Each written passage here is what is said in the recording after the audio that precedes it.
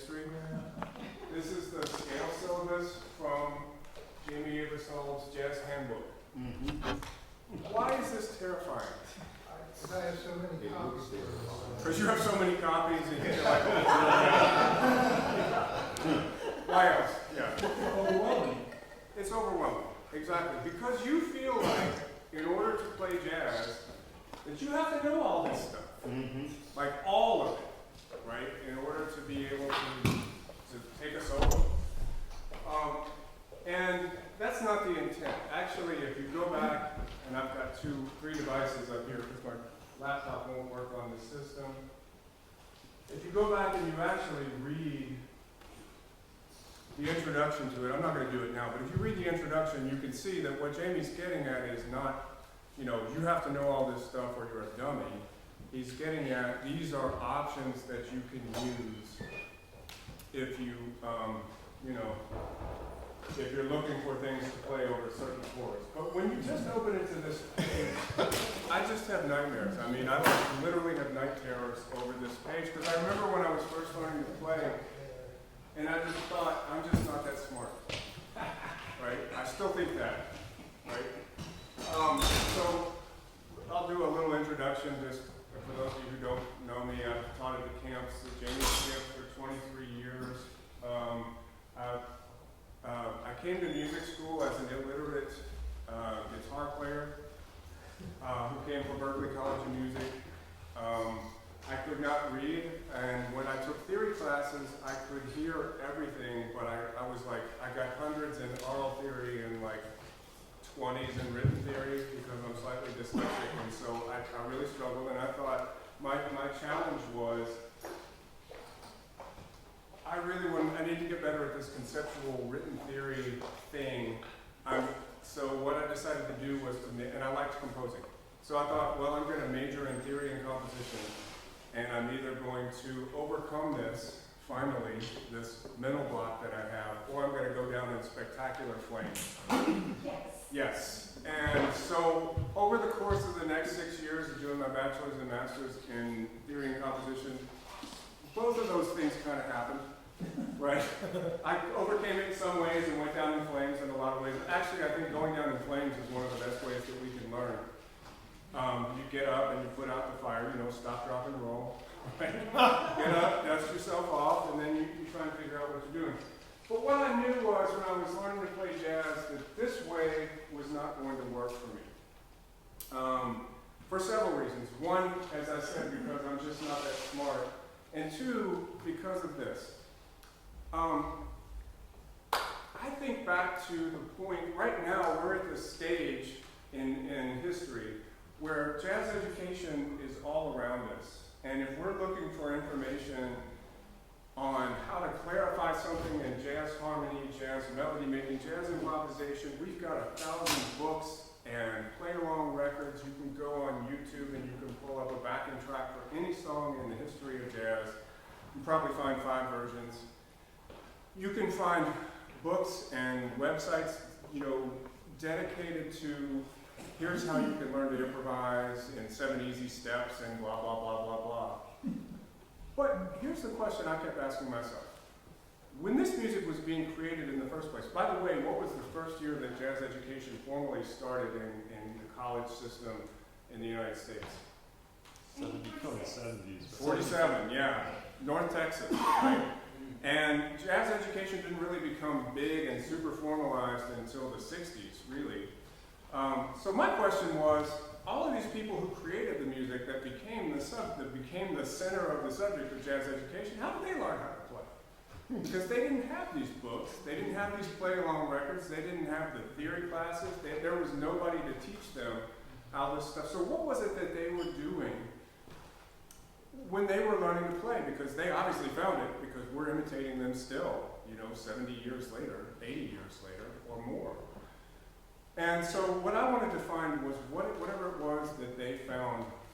So we hear these stories about them learning to play, and they come down to things like, I wore out the grooves on the vinyl records I was imitating, like we had these vinyl records and I just played over and over and over, and then you hear about Charlie Parker and others practicing 10 to 16 hours a day.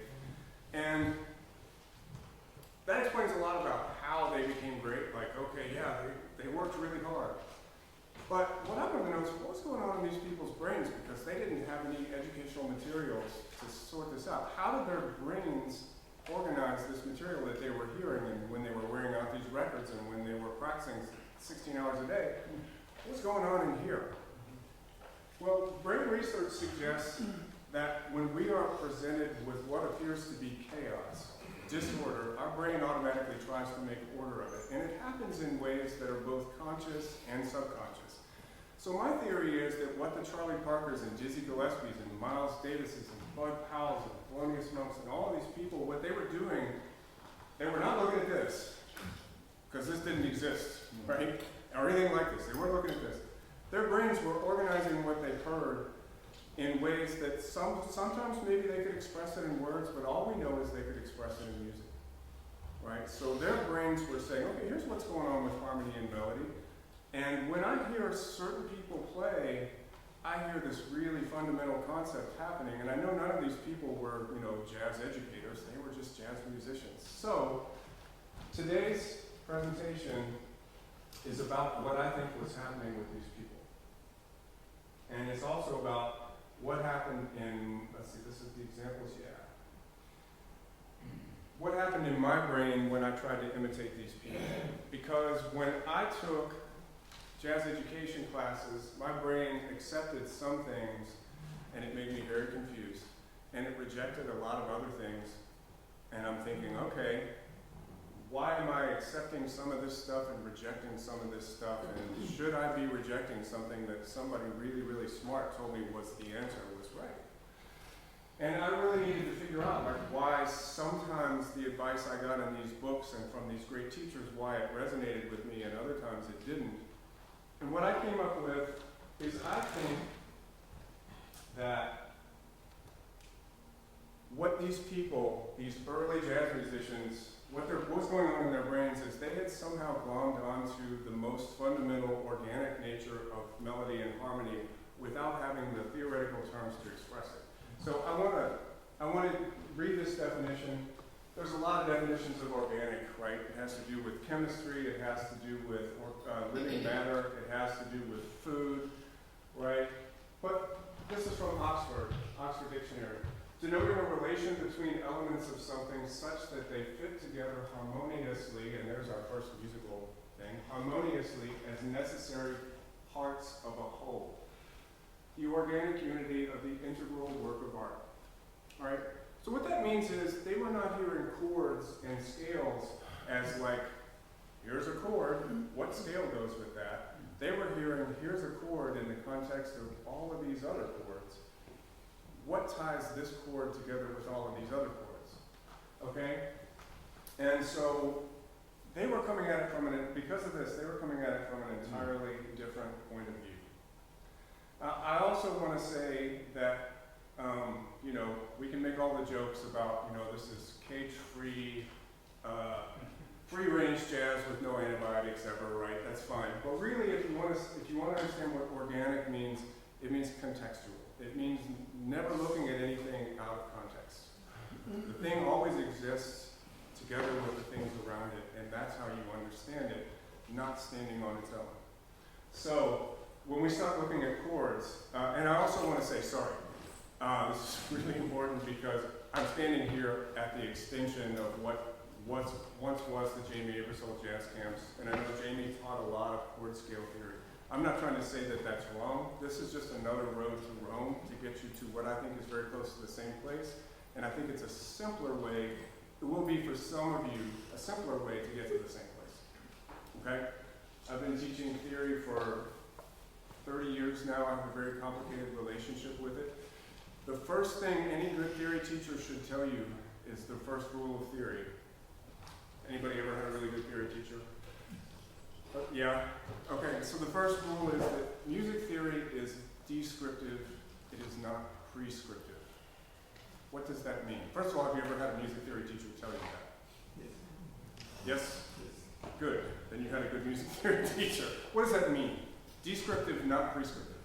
That actually, playing the music is the most important thing, right? I mean, you're not supposed to necessarily follow the theory as long as it sounds good, what you're playing. You're getting close, yes.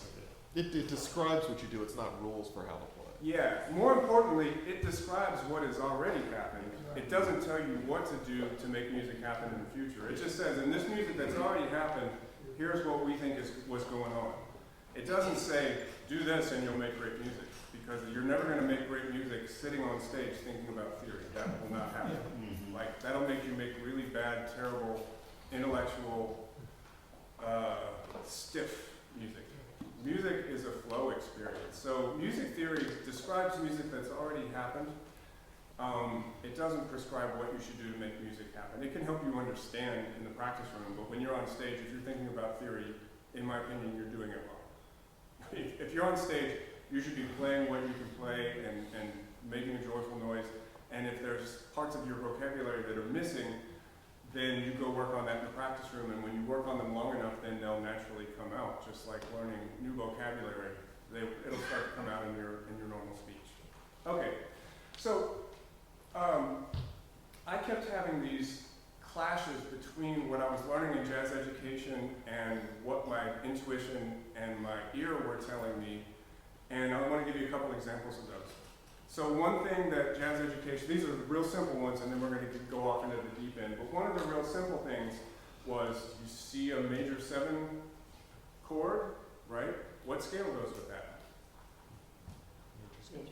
Major scale, right? And then my ear would say sometimes yes, and other times it would say, yeah, not so much. Here's 2 examples. Actually, here's one example. In the key of F, right? If I play a major scale, an F major scale in the key of F, yeah, that's going to sound good.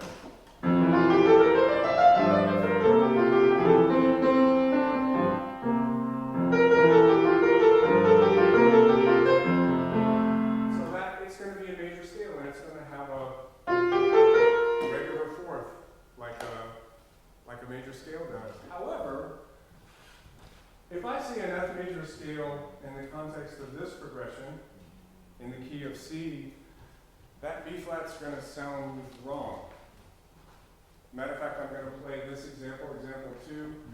I'm going to play it with a B flat. Not what's on the screen, I'm going to play with a B flat.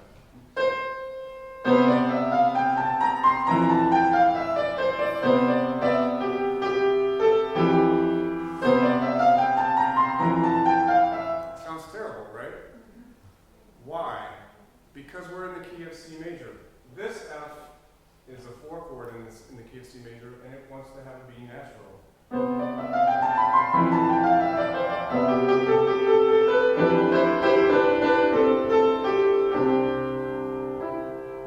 So when you see a major 7 chord, when I would see one, it would be like, most of the time I would plug in a major scale and it would work, and then every once in a while I'd plug it in and it would sound like crap, and I was like, why?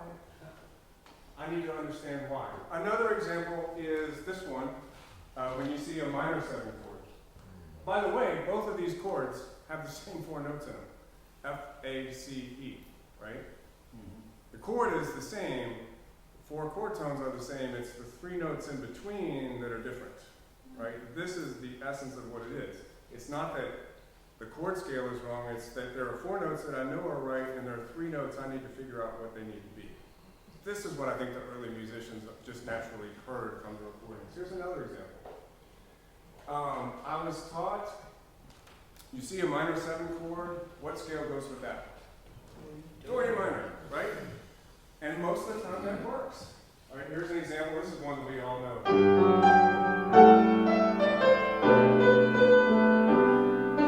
Here's that F sharp.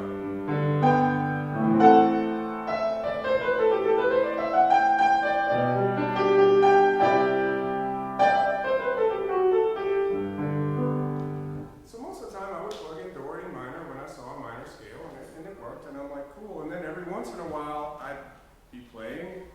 I was playing piano back then, and I'd see a minor 7 chord, and that note, that 6th degree, would just sound awful. Here's an example of when a minor 7 chord is not. These are simple examples. We're gonna get to the more complicated ones later. Here's one.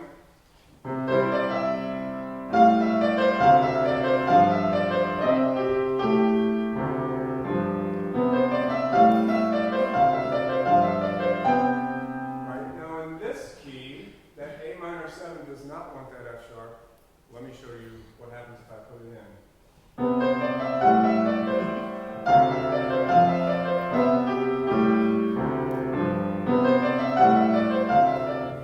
It sounds just really terrible and really gross, right?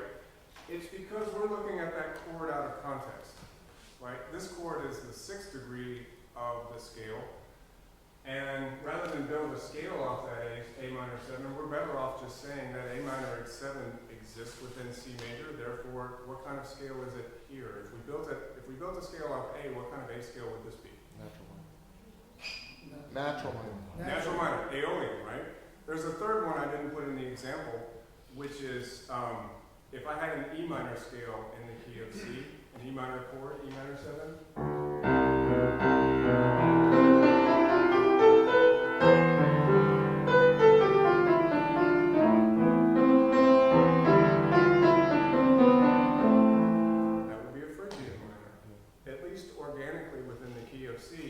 That E minor 7, which still has the same 4 notes, would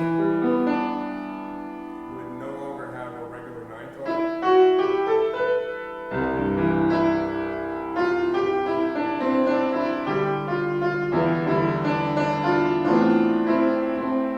Right, now it's a Phrygian minor. Okay, so it's contextual. The chord doesn't exist in a vacuum. The chord exists in relation to the key center around it and the chords on either side of it. Now, in some ways, this really simplified things, but in other ways, it kind of complicated them. I'm looking for like a simple way to think of it. If chord scales are not the answer, were not the answer for me, and they were not the answer for me, they drove me insane because I kept plugging in this information, and then I would find myself like playing this note that sounded really bad, and it's like if I were a horn player, I would literally like take the horn out of my mouth and look at my horn and be like, really? Like, what did you just do? Like it's the horn's fault, you know? You're playing a bass, you know, and you're like, dude, why? It's because you don't understand the context of a chord, okay? So I came to think of it, rather than think of every chord represents a scale, it's really this. It really comes down to math, okay? So the math is this. How many different notes are in any key center? Different notes in a key center. Just think C major. 7. Yeah. 1, 2, 3, 4, 5, 6, 7. And then by the time you get there, you've got 8. Okay?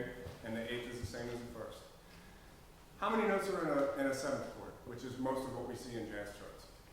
4, right? So basically, instead of thinking we have a chord scale that goes with every chord, what we have is 4 notes that we know what they are, and 3 notes that we got to figure out. Right? And those 3 notes can vary depending on what's on this side of them and what's on that side of them. And that's what our ears are hearing, rather than, oh, well, I need to play a Lydian dominant scale here because this book told me to play that, right? Well, that book doesn't know what came before it or what came after it. That book just says, this chord equals Lydian dominant, right? So we need to learn to think critically. So instead of thinking of chord scale, I started thinking, 4 notes, I know what they are. 3 notes, I need to check. I might think I know, but until I play them, I don't know. Yep, question? So 1, 3, 5, 7? Is Yep. that mean that just those 4? Yep. So that's where this jumping off point got, you know, with this idea of organic harmony. Is like I would find myself playing from a theoretical concept, playing a sound which I thought sounded really dumb, and then feeling really dumb because I was like, I should have known not to play that sound. How can I figure out how to play the most fundamental sound right off the bat? And I was listening to players, great jazz players. I was playing one as you all walked in. I was listening to players like Kenny Barron, Bill Evans, Gene Harris, Keith Jarrett. I know they're all piano players, sorry. I was playing piano at the time. And these players seemed to know what the fundamental organic notes were, and they could make them sound beautiful. They didn't sound like they were playing abstract jazz concepts. They were just playing like, they were playing the sound of the song and making it sound great. So, that's the first part. Instead of thinking chord scale, think, I know what 4 of these notes are. I need to check what the notes in between those are. And if one of those sounds funny to my ear, guess what? I think if you come down to a conflict between your ear and your brain, always go with your ear. 179,000% of the time. Because until you hear something as being right, it's gonna sound wrong. And if you have a concept and it's like, oh, the smartest person, Albert Einstein of jazz, whoever that is, told me this is the right sound to play here, but it sounds wrong to you, it's gonna sound wrong when you play it. Because you're gonna like cringe whenever you play that note. Do you have a question? Yeah, so that actually kind of opens up a lot of things, because with that C major and then that A minor, like you said, there would be a F sharp there, but like you said, it didn't sound right. But if you play the 1, 3, 5, 7, then you're pretty much guaranteed to. Yeah, you can just avoid the 3 notes in between. Right. That's one way to do it. Wow. But if you want to play a melodic scalar passage, it helps you to know, oh wow, before you play it, like which are the notes that are going to sound good in between those chord tones. Like chord tones are always right. Those are the same chord tones in that first example as in the second example. That doesn't change. It's these 3 notes that could change. Does that make sense? It does, but I just always thought that, okay, you have all of those options to really choose from. You have your 4 chord tones, but then you still have the whole scale to choose from. But like what you were saying, it doesn't always work. Right. And when it I doesn't always thought work, it was the yeah, and when it WTF, right? Okay, so I want to dive out of just dive. Yeah, question. Yeah, you know when you learn a foreign language, second language, world language, and the pronunciations don't sound right too. So there's some development that way. It sounds right now, right? So how do you make a diminished scale sound right? I don't. Okay. Thank you. That's a very inorganic sound. We won't get to that today. That's fine. We won't get to that today, but it's a sound that I almost never use. Thank you. Yeah. Okay. I'm not saying it's wrong. I'm saying that I don't use it. I get it. Yep. Thank you. So, back to the slide just before for 1 second. What you said is very helpful, and in this example here, because the C major and the D minor 7 are on both sides of that A minor 7, it's easy. Yep. But what if the D minor 7 was something like a G minor 7 there? And would you then be sort of thinking to yourself, I have to be curious about what fits there, because the B flat, for example, is the 3rd. It's a great question. What I would say about that is context means what comes before and what comes after. Yeah. But when you're listening to music, you only hear what comes after once it happens. So the chord that comes before is the really important chord. Like you're coming from this place to this place. And so your ear is set on this place, right? And so that C major chord and the C major tonality is what's going to be in the ear. If you change the D minor to a G minor, the ear doesn't know that until it gets there. So I would still say that that A minor 7 is correct. Yes, okay. Yep. I mean, Chris, if A minor is the tonic, I can just choose that. I just can choose the sound I want. Yes. Yep. Okay. Now I want to move to a tune that we probably all know, and this is a tune that confounded me when I was learning it, because everything I played that when I learned it and was learning it according to chord scale theory sounded awful to me, and I just thought I was not very bright.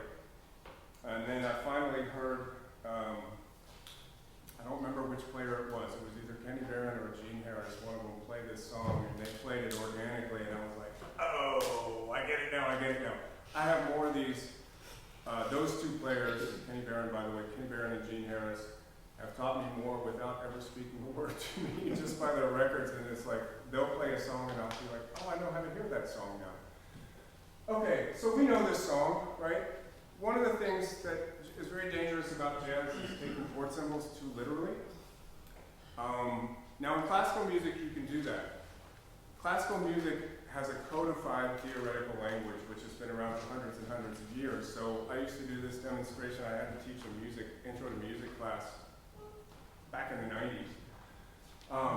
And I took the first page of a Mozart sonata, a printout of it, and I handed it to the first person in class, and I said, okay, look at this, then wad it up into a ball, pass it to the next person, and then you unwrap it and look at it, wad it up and pass it to the next person. It went around the whole class, and when it got around the whole class, I was able to unfold it and sit down and play the little piece of the Mozart sonata. So it existed, you know, it's written, it existed exactly as it was. If I asked you to sing a phrase to her, and then say, now you sing it to him, and now you sing it to him, and now you sing it to him quietly so that only you can hear it. By the time it got to the end of the class, it's totally different. Like it may be related to what I'm saying to you the first time, but it's like it's changed. Jazz nomenclature, it's not codified. It exists independently of each other. So if you, how many people have the infamous PDF jazz collection, show of hands, right, where it's got like 14 different fake books and a master index, right? Yeah, that one, the illegal one that everybody has that nobody admits they have. A really interesting thing that I make my graduate students do in their graduate theory class is to assign everybody a tune and say, I want you to find 6 different versions of the changes to this tune and line them up like this, and then we'll look at the difference. Now, for all of me, they look pretty much the same. If we have time today, we'll see later that if you take most tunes, some of the changes are totally different, and you're like, well, how do I know which ones are right? But for all of me, pretty simple. We've got the melody, which I've just lined out of rhythm.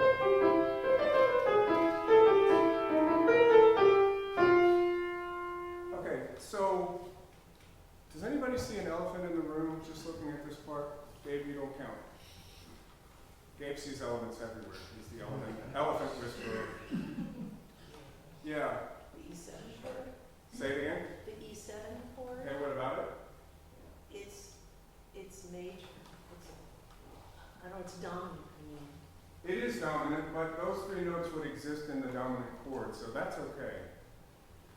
Right, so E7 would contain the notes E, G sharp, and B. It's just the melody doesn't have the D in it, but that's normal. So there's another elephant in this room. Yep. The 2-5 with You got the B flat on me. the D sharp and the A flat. Yeah, the D sharp's sort of a neighbor tone. The B flat. The B flat, right? The B flat's in the melody, but none of these examples of all of me show that note as part of the A7 chord. That chord should really be A7 flat 9. At least our ears are going to want to hear that B flat.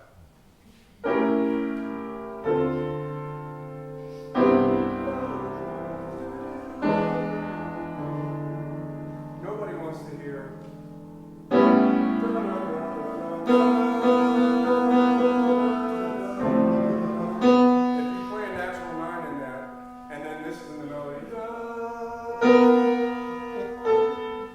So, yeah, the big thing that I take away from that is these are basically the changes to the first 8 bars of all of me, but my ear is going, no, dude, that A7 has a flat 9 because it's in the melody, right?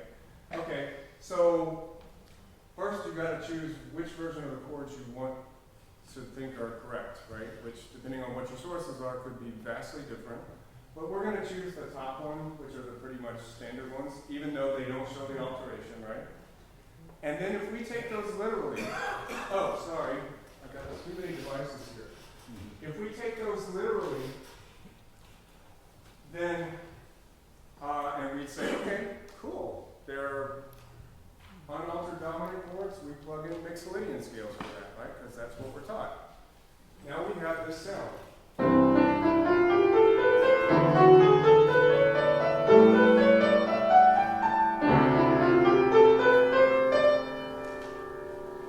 Okay, so one thing I want to say is that this is not wrong. Like, I know a lot of really accomplished players who play from this paradigm and make it sound great. They don't make it sound great because it's the right way to do it. They make it sound great because they're good musicians. And so you can make this way of thinking of it sound really good. And so please don't anybody go around and find somebody who plays this harmony and say that this guy says you're wrong. I'm not saying that. What I'm saying is that's not an organic way to look at this progression. It has these notes which don't necessarily belong. Okay? So how do you find the notes that do belong? Well, one way, and the way that I think the players that I'm talking about, the players that I've listened to the most, is I say, I'm in the key of C major. What has to change between C major and an E7 chord? G sharp. Yeah, one note. One note. Right? I don't need to change the F to an F sharp. I don't need to change the C to a C sharp. I just need to change the G to a G sharp. Right? That makes it an E7 chord. What needs to change between C major and A7? C sharp, right? And because we have that B flat in the melody, I want to include that as well, because that's in our ear. By the way, if you played the melody without that B flat, it would sound really dopey.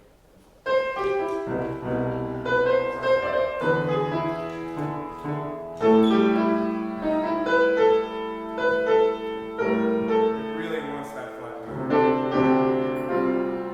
Okay? So, here's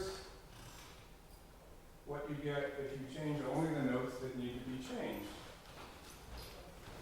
C major, oops, sorry, I want only this middle example, I'm getting ahead of myself.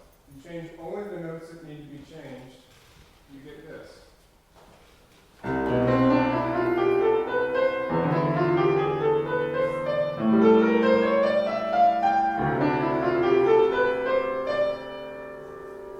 Right? It's C major, we had to put a G sharp in the second measure, so we did.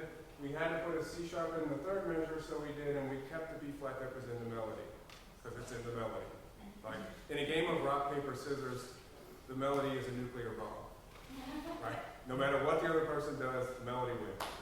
It's the song to us. The notes in parentheses. There are very few rules in jazz that my ears agree with, but one of them is that when a flat nine is present in a chord, we want to hear a sharp nine and vice versa. So like, if I'm playing an A7 flat nine, I dare anybody besides Gabe to sing a B natural right now.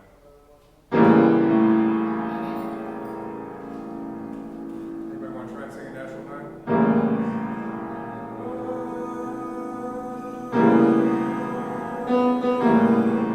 We don't want to.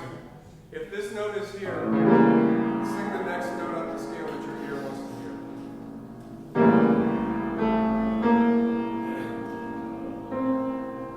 Yeah, we hear a sharp nine.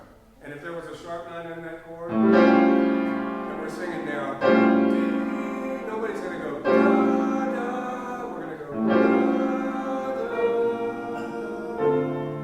So sharp nines and flat nines go together. That's about one of the few rules in jazz that my ear, I read it in a book and my ear says, yeah. I like challenging rules, but that one my ears kind of like agrees with. So what I did in this case was kept that note as a passing tone if we want it. Well, you don't have to play it if you don't like the sound of this. But if you listen to the sound,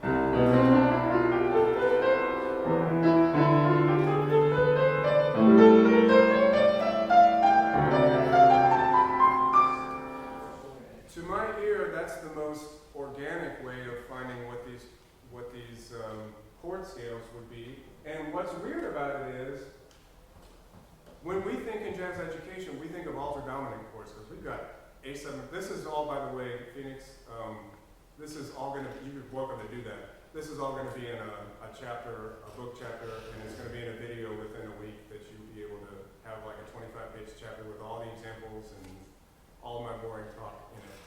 So take all the pictures you want, but it'll be available in a giant PDF. Yeah, so we think of alter dominant chords. If you're anything like me, you think like alter dominant chords. Oh man, they're so complicated, right? I had a grad student years ago, Stacy Nash. She was wonderful, and she always called them. If she had a dominant chord with like an alteration on it, she called that. Oh, it's one of those B flat fluffy chords, right? It's like B flat with a bunch of fine print, right? And to Stacy, like that was always complicated. Well, the interesting thing about these, the flat nine and sharp nine in this E7, is that it's less complicated in the relation to C major because it doesn't change those two notes.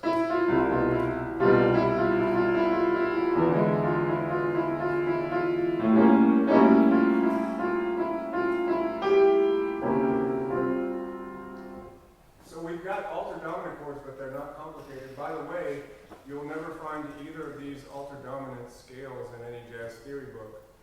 Because when you see a E7 flat 9 or E7 sharp 9, what do the theory books tell you to play? Diminished or diminished whole tone? Yeah. Either of which sounds way less organic than what's here, because they introduce notes outside of C major, which your ear is not wanting to hear. Again, those notes are not wrong. You can superimpose those and sound really great, but this is the fundamental sound to my ears of like what all of me is. It's just C major. Second measure is C major with a G sharp. Third measure is C major with a B flat and a C sharp. Fourth measure is C major again. Right? And it makes it really, really easy to play. And to think of, because I no longer have to think of like 4 different scales. I'm just like one key, and these notes are like toggle switches. Like when you walk into a room and you turn on the light, you're like light off, light on, light off. And every note of the scale is a switch that you can switch up or down. Now here's the part that some people will make their head explode and other people will be like, oh yeah, that totally makes sense. If I'm thinking of this song, I'm not thinking of, and I did the math because I knew I was doing this presentation, I'm not thinking of 21 chord scales, which is what you would have if you played all of me, the 32 bar form, and played every chord. And I'm not thinking of 21 different chord scales. I'm thinking of one key with toggle switches in the key, and I switch them up when I need to and down when I need to based on what the chord is. In other words, I only change what the chord forces me to change in order for the chord to exist. And when I'm singing, this is what my voice does anyway. If I'm singing without a lead sheet, I would never sing like an F sharp over the E7 chord. Like, it would just never occur to my ear to do that.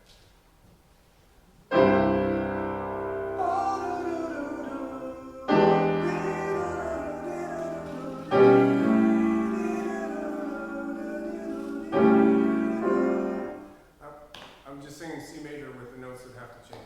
Yeah? I see the singer in the back is going, yes. Right. So anyway, this is the concept. So now all I've done is I've arranged the same notes that are in the example above. So just expressing it, this is all just C major and showing these toggle switches. Well, the notes that change from one measure to the next are what I've come to call over many, many years. I've tried to figure out how do I explain this. I just call them changing tones. That's like the simplest thing I can think of. They're the notes that have to change in order for that chord to work, right? So E7 is C major plus a G sharp. A7, changing tone, and I put a little plus over them to show that this is a new note for that sound, right? A7, C sharp, the G sharp has changed back to a G natural. The B flat is different from the measure before. And then in the D minor 7, the B natural switches from a B flat back to a B natural. Changing tones in a key that have an accidental by them, those are the strongest tendency tones you have because they're outside of the key. So if you land on them when you're soloing at the beginning of the measure, the listener is going to be able to hear the changes going by without you having to like play a bunch of arpeggios. Here's an example.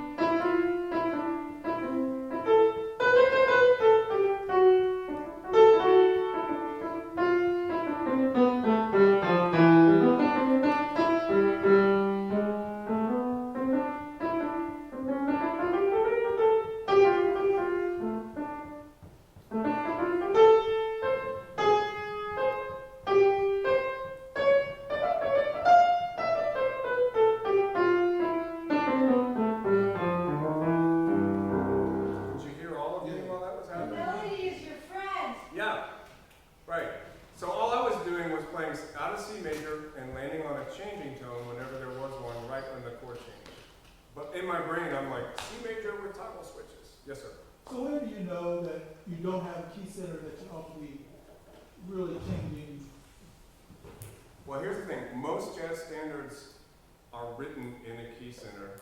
And if it's an AABA song, often the bridge modulates, right? But the A section is usually very, very diatonic. And so you have to learn how to like do Roman numeral analysis to really prove what, you know, okay, all these chords can be connected to this key. Name a standard though. Minority. Autumn leaves, great. Okay, that's an easy one, not that one, what's another? Body and soul? Good.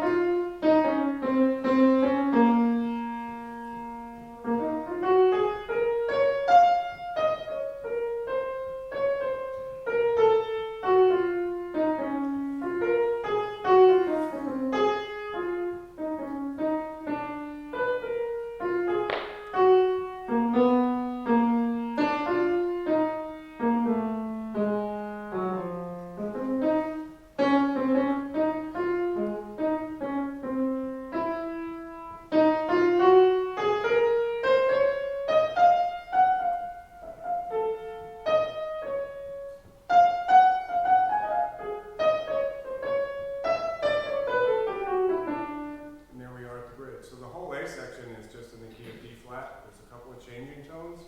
Land on them when they come. And even without the piano player and the bass player, did you all hear Body and Soul there? Yeah. So like that's kind of, the players that I listened to, this is what they were doing. And I finally came to understand what it was. They were not changing all these other notes that the chord scales told me to change. They're just like the essential notes that need to change. They landed on them all the time. And it is so clear what they played. And so now I'm spend the next 40 years trying to teach myself to do the same thing on new tunes, right? Because first time you encounter a tune, you're gonna make some mistakes, right? Okay, so I want to demonstrate on this tune a little bit more.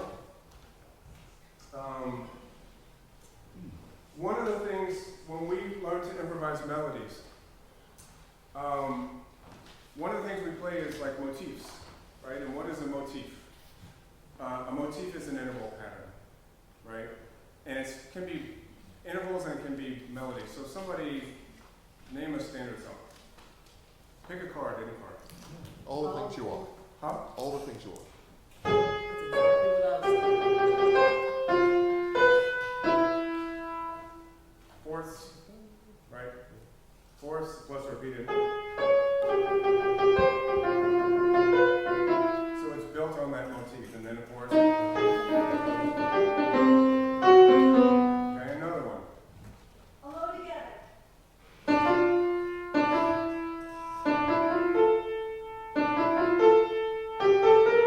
Right, so you hear these repeated interval patterns, and that makes up the melody. Okay, so if we want to solo melodically, the first thing we want to do is, if you want to solo melodically, what should you do as melodies do? Right? You say, what do melodies do? Melodies repeat motifs and transpose them. So I'm going to take an interval pattern built on a guide tone for this song, for All of Me, right? And it goes like this. I'm turning one measure into two to make it All of Me. You'll be fine with that.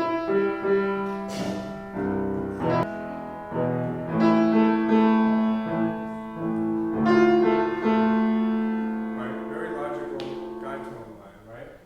Okay, so I'm going to embellish that guide tone line. And I want you all, I'm going to leave out the embellishment over the E7 chord and the A7 chord, and I want you all just to imagine what that interval pattern would sound like in your head. We'll do it a couple times, and then we're going to go realize it once with the chord scale approach and once with the organic approach, okay? So here's the pattern. Right? Nice way to begin a solo, nice little motive. Okay, and I'll play that, and when I play the E7 and the A7 measures, I'm going to leave out everything but the guide tones, and I want you just to imagine how that interval pattern will play itself out. Just go 1, 2, 3, 4.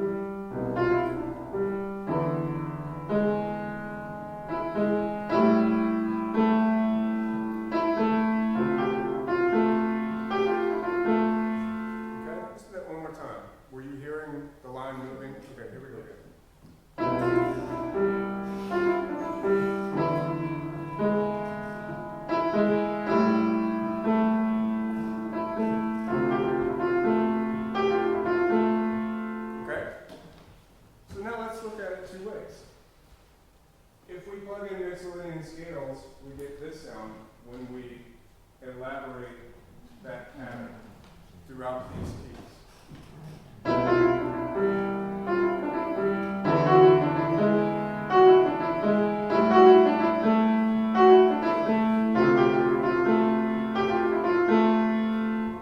Not wrong, but my ear, when that first F sharp comes in, my ear goes, right? Wait, what? What does that have to, okay, but again, it's not wrong. I know people who use this sound, but the players I was listening to would have played this sound.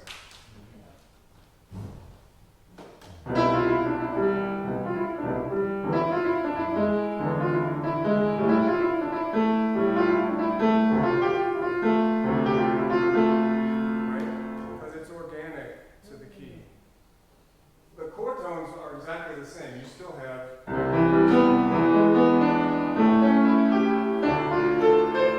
it's the notes between that have changed. Okay, does that make sense to everybody? So we go from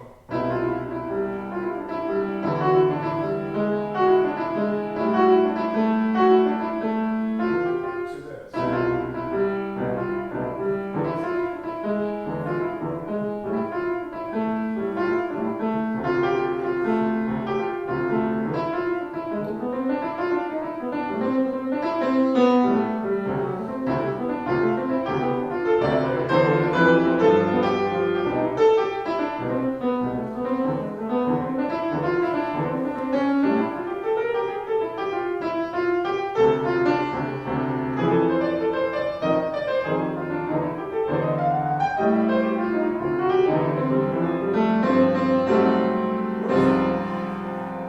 As far as just playing off the organic changes, right? And all I had to think about was C major plus this and this. The last two chords I was trying to do this. Two very inorganic chords just for contrast. And I screwed one of them up. Yeah. So, I mean, I'm just kind of repeating what you said. So if the piece is in like C, you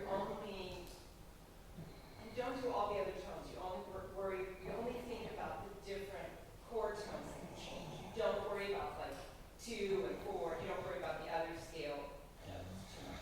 Correct. I mean, that's where I'm starting from. Yeah. First, you have to be sure that the passage you're playing really is in one key, right? But once you're sure of that, yes, I'm changing only what I have to make the chord work. Because the truth is, the melody is the song, and the chord is just there to make the melody sound pretty. So the notes in between the chord tones, my ear wants to hear the key still. And the fact is, the melody most often plays those notes in the key anyway. Yeah? Okay, so now let's elaborate this further so that this motif takes up the whole scale, like the whole 7 notes, right? So now we're going to make this motive this, right? So now we're going to, if we use the Mixolydian approach, which is plugging in the chord scales that our brains are told work, we get this.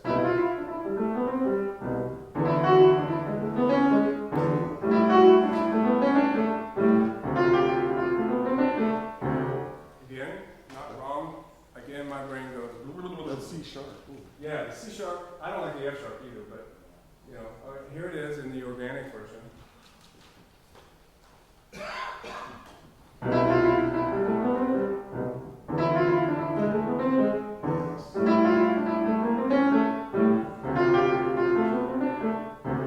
So, like to my ear, that is what my ear wants to hear. It's like that's the sound of the song.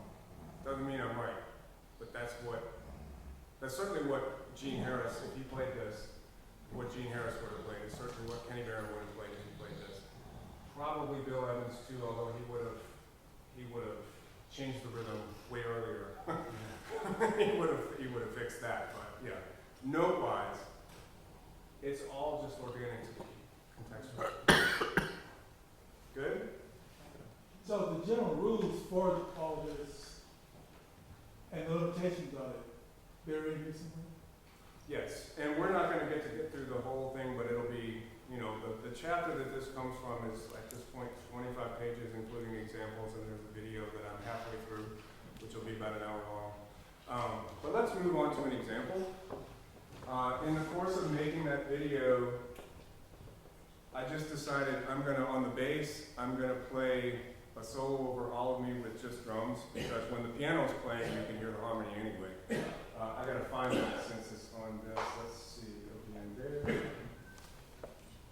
And I need to plug in that. Oh, it's good. Okay. So let's see. Yeah, here we go. So here's that solo. It's a bass solo. Sorry about that. So start talking now. It's basically what I did was I just played a solo, because this is the way I play anyway. I played a solo, and then later on I transcribed it, and then I analyzed it. And I wasn't thinking when I played the solo, it was like, okay, you gotta play changing tones, man, you gotta play changing tones, and you gotta land on chord tones. I didn't have to think about that because I played for 12 years on a gig that had only bass, saxophone, and drums, every Wednesday night for 12 years. And so after the saxophone solo, I was soloing with only drums, and if I didn't play in a way that outlined the harmony, no one would know what the hell was going on. So just as a survival skill, I just learned to outline in my solos, and now when I play with a great piano player like Mr. Evans up there, I don't have to do that anymore, and I still do it, and sometimes I'm like, man, I should just let him do that and let me float. But it's ingrained at this point. So anyway, what you're gonna see, you're going to see the line, and I'm landing on one of two things whenever a chord changes, either a changing tone or a diatonic chord tone. But here's an interesting thing about most standards. If I take those 21 chords in All of Me, and then look at the percentage of notes in all of those chords that are outside the key of all the chord tones, so 21 chords, I suck at math, so let me do this. 21 chords times 4 is 84, correct? Right? Of those 84 chord tones, only 10 are outside the key, which means that roughly between 80 and 90%, and this is true of most standards too, like when I did Body and Soul, I only had to change like 2 or 3 notes from D flat to make it sound like Body and Soul. 80 to 90% of the chord tones that you want to land on when a chord changes are already in the key that you're playing, right? So you land on the ones that change, for sure, because that really tells the listener something. And when nothing changes, or when when you don't want to land on a changing tone, you land on a diatonic chord tone. Diatonic chord tone means that's already in your key center anyway. So, okay?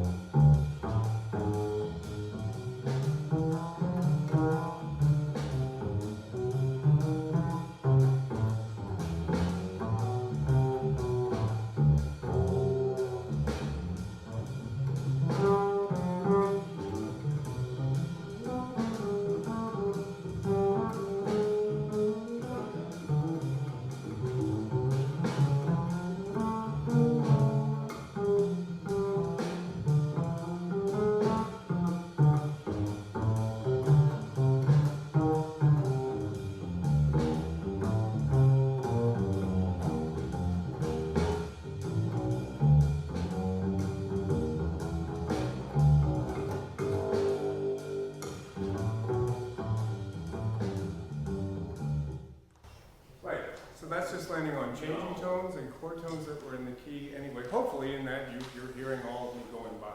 Yes? Yeah. Say yes and make me happy. Yes. Good. So questions before we move on at this point?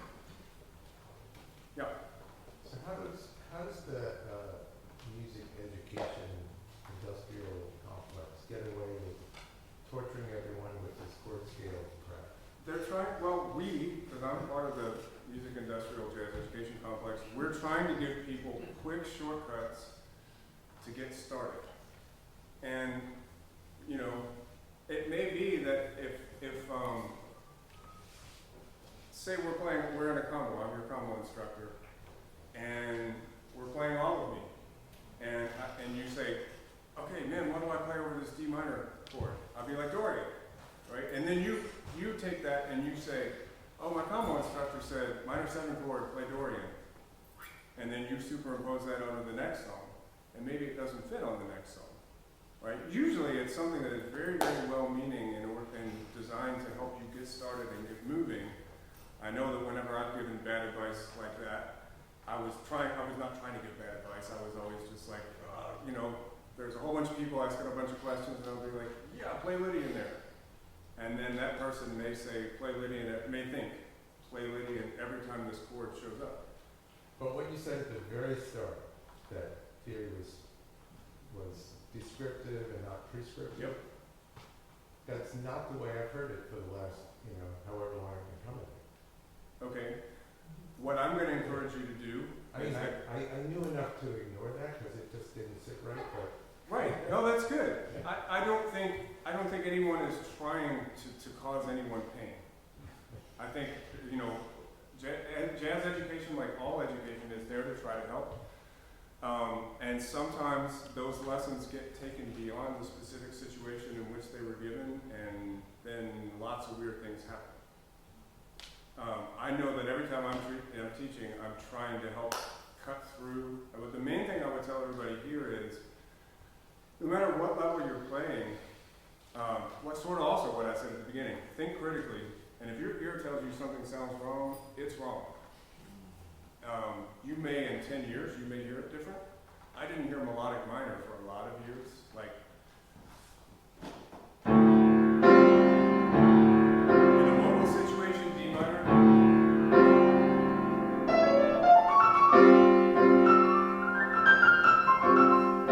If like there was a minor 7 in the voicing, I would never play this C sharp. It's just a neighbor tone. So like, there's a rule that my brain didn't let me hear for like another 10 years until I heard Cortina. And I stopped listening to just McCoy's voicing. I started listening to what he and Train were playing over the top of it, and I'm like, oh, that's just a color that's coloring what the solo is doing. So like, my brain had misinterpreted that lesson. That's a great question. Other questions? But that's one thing that I was told early on. I took a theory class at the school where I teach. I don't teach music, but where I work rather. I was told all you have to do is just play the notes within that scale. And that was a shortcut. That just really sat until literally today. Yeah. Wow. So again, and even this is not a prescription. This is a description of the process that my ear and brain went through over a lot of years to try and cut through some of the weird notes that I ended up playing because I was playing from my brain instead of from my ear. This doesn't mean that you all should go forth and say, these are the new rules. It's not that at all. Just this is a description of how I found these sounds and how I approach key-centric chunks of music now from the most fundamental point. And then after that, you can superimpose whatever you want on top of it. And if you're a good musician, you can make that sound good. Right? Okay, so we have, did you have a question, Tom? You just answered it. I was going to ask about Goldsby's diatonic, the same, what is it? Diatonic wash of sameness? Yes. Yeah. You just answered it. Okay, yeah, and to further that, I'll answer just Tom on this one. No one else will get this, but John Goldsby, one of my mentors, who along with Rufus and Lynn Seaton, who I worked with for many years with Jamie Scamp. When someone would say, play out of the key center, he used to say that gives them this diatonic wash of sameness, which it can. If someone's just playing a C major scale up and down, that doesn't do anything. But if the person is advanced enough to know that the chord tones of all of me lie within that C major scale and know how to land on one of them when the chord changes, then John would not have called it diatonic wash of sameness. Yeah, it's another level of the same thing. Yeah. So we have about 15 minutes. And I have two things left on this presentation. They'll both be in the video. One is very simple. It's taking this same concept towards the blues in F. The other one is way more complicated, but way more interesting. And it's applying this concept to a tune which I hear all in the key of B flat, but which has a crazy, crazy amount of chord changes that people often find very complicated, which is Stella by Starlight. Which would we like to look at for 15 minutes? Stella. That's the one you just convinced us to. Huh? Because your words just now convinced us to. Okay. Cool. This was just blues. Well, I mean, I think most of us know how to, more to do this on a blues. We think of a blues as being in one key. Okay, so Stella by Starlight. And again, all this stuff is going to be in the handout. It's like literally 25 pages. It's a book chapter, right? Stella by Starlight. So one of the things that I was talking about is when you compare changes for a tune. Oh, Jesus. Yeah, oh Jesus. Pretty much, yeah. Yeah. And you end up with like all of this different stuff. And at first you're like, oh yeah, it's all mostly the same. And then you get to some places like the second to last measure on the second line, and you're like, wait, what? And it's very different. When you say original, that's, it doesn't, when the composer. From The Uninvited, the movie The Uninvited. When the composer publishes score, that's what they. It's from the movie score, yeah. Yeah. This Corinna Dancer, this German saxophone player, she transcribed the original changes from the movie score, and that's what they are transposed to B flat. So if anybody's seen the famous Barry Harris video where he's talking about Stella by Starlight, how it starts on a diminished chord for the first 2 bars, that's what you're looking at. But most people don't play the original, the original versions of this. Okay, now here's the part when we're talking about, oh Jesus, okay? Which I'm quoting someone, I'm not making a religious comment. If we went the chord scale approach, we would have to think in 8 bars, E Locrian, A diminished whole tone, C Dorian, F mixolydian, F Dorian, B flat mixolydian, E flat Ionian, A flat Lydian dominant. That's just 8 bars. It's a 32 bar tune, and that would go by in, depending on what tempo you're playing at, between 8 and 16 seconds. So I can't even think of each one of those. It probably takes me 8 seconds to think of each one of those scales. So like, how am I going to play all of this? Okay. So what my brain was telling me about Stella by Starlight, right? So first of all, everybody absorb this and start to feel this happening, like this. Yeah. And I'm just like, oh my God, I feel like I'm looking at the scale syllabus all over again. By the way, when I first was learning to play, this is what I was trying to do, and of course, it didn't go well. Like, it really went badly because I'm like 4 measures behind, still like, what was that 4th I was supposed to play? And we're in another part of the tune, you know. Can anybody relate? Yeah, okay. But what my brain was telling me was this. This is the melody of Stella by Starlight. Listen to it.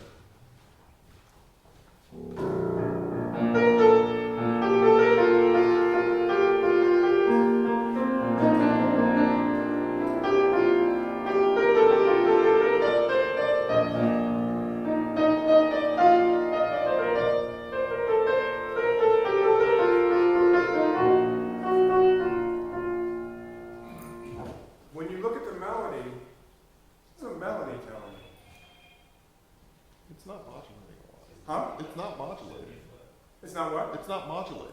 No, it's B flat, right? It's got one lower neighbor to the 5th degree right there.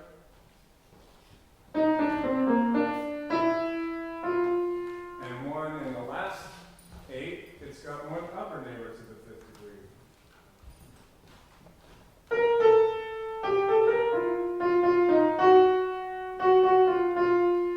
So it's like a tale of 2 songs. The melody says, oh, it's just B flat. And the harmony says, oh, Jesus, right? So how can we get our approach closer to this and make us feel a little bit less like that? Changing tones. Yes, thank you. Now this part, if you've had classical theory at some point as a class, I taught classical theory, sophomore theory for 20 years, 25 years actually, at 2 schools, and so I can actually look at every chord in Stella by Starlight and analyze it in the key of B flat. That would be an entire master class of its own, but here's how it turns out. You can see it. It'll be in the handout, I'll just say that. Everything can be analyzed in the key of B flat except for this one chord, the F major 7. But okay, so, right, so I go to this changing tone approach, and now what I'm thinking of is instead of E Locrian, A diminished, whole F Mixolydian, F Dorian, B flat Mixolydian, E flat Ionian, A flat Lydian dominant, which hurts my brain already. I'm thinking of everything as B flat. And I'll just give you a quick, right?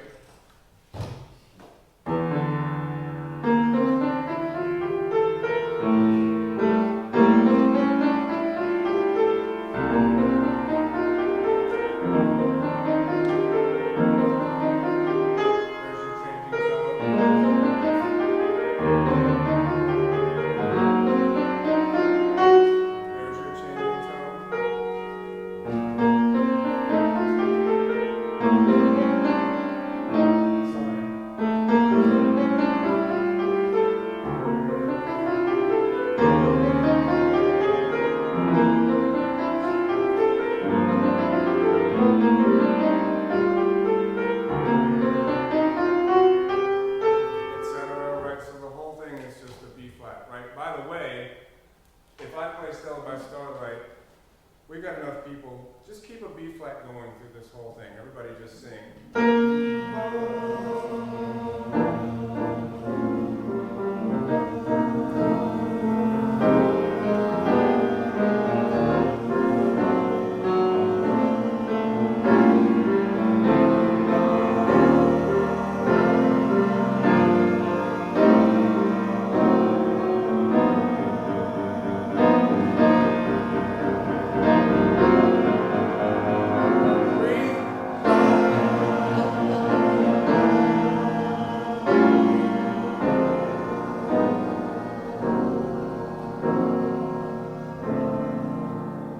So B flat works in every chord scale. Every single one. So, I'm going to cut to the chase, right? What I actually hear now when I play Stella is B flat plus these notes and these notes. So I'm like all in B flat. By the way, if you play guitar, or if you play bass, or if you play piano, which happens to be the three instruments that I spent the most time with, we often play positionally. So it means your B flat scale may be something like, which means that my changing tone is not only a changing tone in sound, it's a changing tone in pattern. But it means I can play the whole song in one position, right? I'll tell you, I'm talking to you. I can play the whole song in one position. On the bass, on the guitar, on the piano, I can play it all in one octave and still make music, right? Without having to jump around. I'm like, F this, E that, A that, C sharp, A flat. I'm just like, it's B flat, these notes are bouncing up and down. Okay, so this is what I think of, the changing tones in this song. They're here, they'll be in the handout. This is what I'm hearing, and I'll show you what I mean. Without playing them, I'll show you that I'm hearing them. So basically,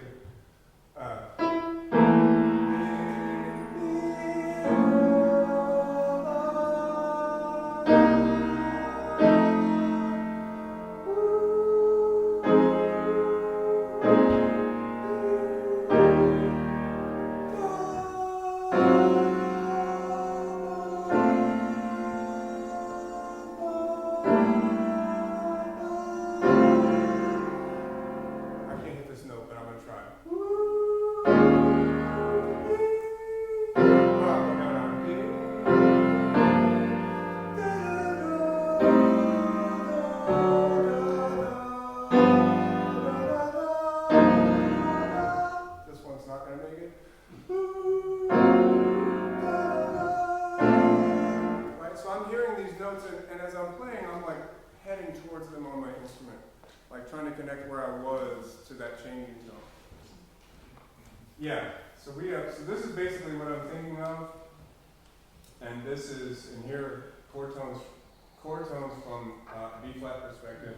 Instead of jumping around, this just sort of shows how your guide tones can voice lead, right? Think of them all in one compact area. It's much easier to lead them together. And yeah, and then let me just close. This was a solo that I played for a 2015 video about thumb position on the bass.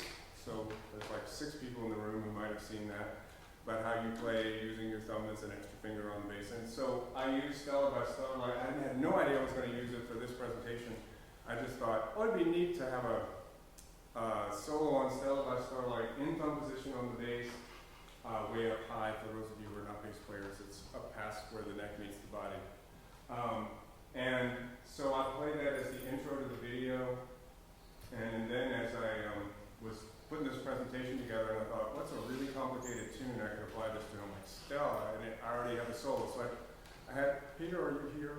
No, Peter, my grad student. I asked him if he would transcribe this, and he did. So this is Peter's transcription of the solo I did back in 2015. Again, I wasn't even thinking about changing tones at the time. I was just soloing on Stella and happened to use diatonic chord tones and changing tones. And hopefully, this has the piano still in it, but hopefully when you look at this transcription and listen to it, you'll hear Stella by Starlight going by in the solo. Again, this will all be in the video. It's all in the PDF that's available for this. Let me get out of this, and we'll just close this presentation with that video.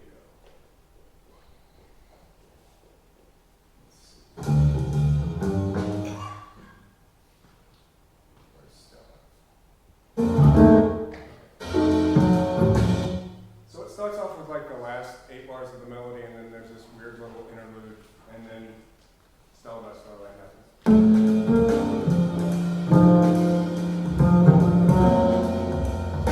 Here's the weird little interlude.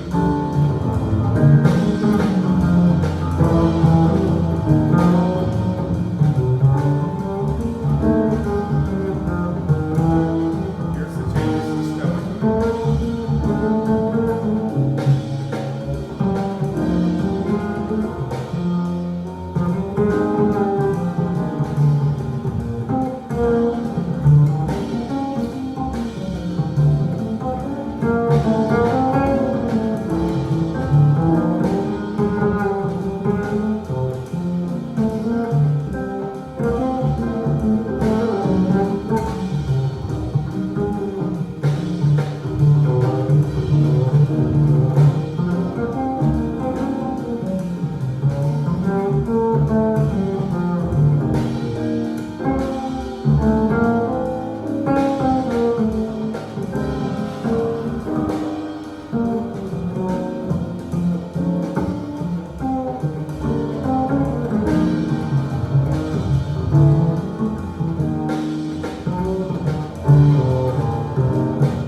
Okay, so that's how it sort of plays itself out, and how those changing tones define the harmony in the line. And I'm still thinking B flat, both mentally and also in this physical position on the bass, so I don't have to like jump here and jump here. I'm able to play in one position and outline the changes. Are there any questions before we wrap? Dave? Going back to the All of Me, your bass solo, could you just talk briefly about that 1 or 2 measure moment of blues scale? Yeah, sure. You did on the camera too. Yeah, that ties in very much with this. It's way back in this. Okay. Oh wait, it was on the video, right? All of the video, yeah. That's okay. It was a super effective place to put it. Yeah, I got it. Okay, sure.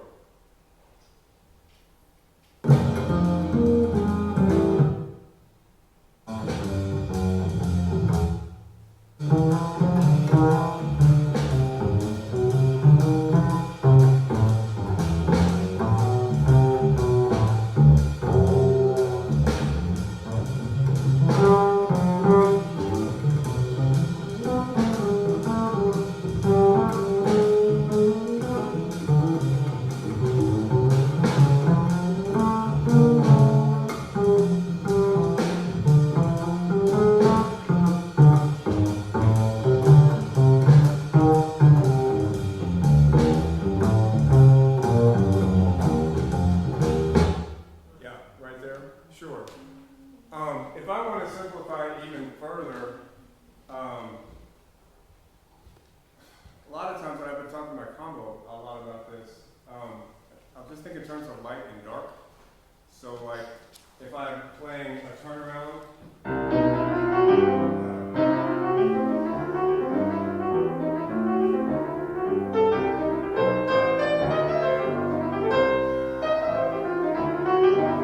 so there's like a major blues sound, right?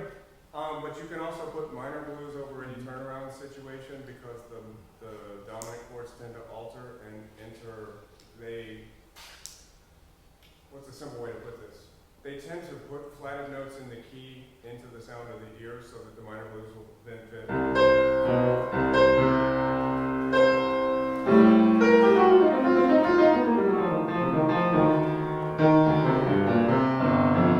So like if I have this, like an A7,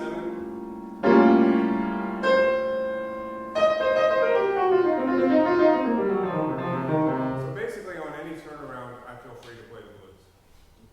I mean, it's basically, if you have 3, 6, 2, 5, 1,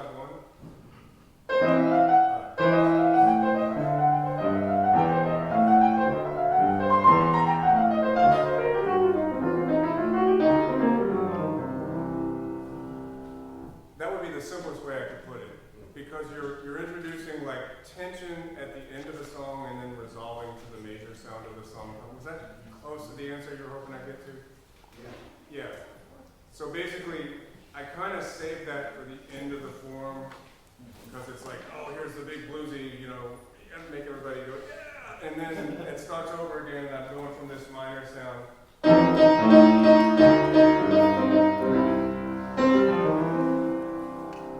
So it's basically tension, release. And that's what was happening there. Okay? Yeah, so this video will be done in like a week, but I'll put this thing up on my website and send it to Mike, and he can send you this whole chapter if anybody wants to check it out. And thanks everybody for coming in.